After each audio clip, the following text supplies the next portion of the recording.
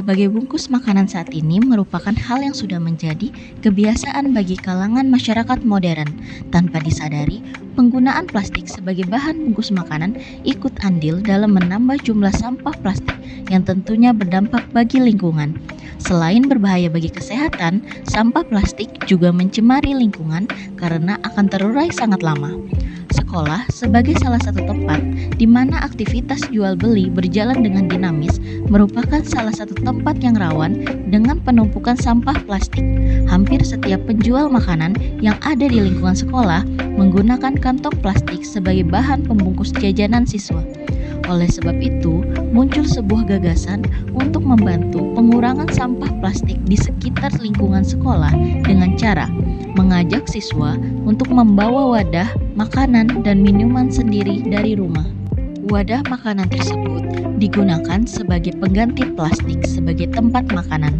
Pihak sekolah pun selain menghimbau siswa dan guru untuk membawa wadah makanan dan minuman, juga melakukan sosialisasi kepada pedagang yang ada di lingkungan sekolah untuk tidak lagi menyediakan kantong plastik sebagai bungkus makanan. Sebagai gantinya, siswa akan menyediakan sendiri wadah makanan yang lebih ramah lingkungan dan dapat digunakan secara berulang. Gerakan bebas tanpa plastik ini bertujuan untuk 1. Mengurangi sampah plastik yang ada di lingkungan sekolah. 2. Membentuk budaya positif menjaga kesehatan lingkungan di sekolah. 3. Membentuk budaya positif pada diri siswa dalam mencintai dan menjaga lingkungan sekolah dan tempat tinggalnya. 4. Menciptakan sekolah adiwiyata yang ramah lingkungan dan peduli kesehatan. Sekolah harus berkolaborasi dengan tim adiwiyata untuk mensosialisasikan gerakan bebas tanpa plastik. Kemudian, membuat edaran yang ditujukan kepada seluruh warga sekolah untuk membawa peralatan makanan dan minuman sendiri. Sosialisasi juga dilakukan secara langsung dalam beberapa kesempatan seperti saat upacara bendera atau saat kegiatan Jumat Takwa. Selain itu, seluruh pedagang yang ada di lingkungan sekolah juga dihimbau untuk melayani pembeli tanpa menggunakan kantong plastik.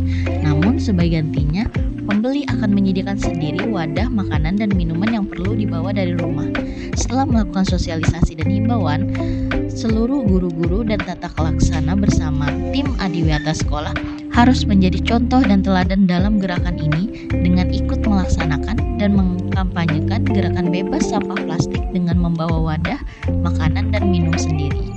Selain itu, agar gerakan ini dapat berjalan terus-menerus, perlu adanya kolaborasi antara tim adiwiyata sekolah, tim penegak disiplin, dan juga pengelola bank sampah untuk terus melakukan pemantauan dan pengawasan. Dalam pelaksanaannya, sekolah juga menyediakan stasiun isi ulang air minum, jadi para siswa, guru, dan staf sekolah lainnya hanya perlu membawa botol minum sendiri. Hal ini akan mengurangi sampah botol kemasan air minum yang bisa mencemari lingkungan dan potensi limbah sampah plastik yang berbahaya terjadi ketika sampah botol atau kemasan makanan tidak sengaja jatuh ke tanah. Rutinitas Jumat bersih juga bisa dilakukan untuk membersihkan sampah-sampah plastik yang terselip agar lingkungan tetap bersih. Gerakan ini tentunya memerlukan dukungan dari semua pihak yang ada di sekolah, dari kepala sekolah sebagai pimpinan tertinggi di dalam sebuah institusi. Guru-guru dan serta pelaksana harus berkolaborasi dalam menyukseskan gerakan ini. Diperlukan sinergi antara seluruh komponen di sekolah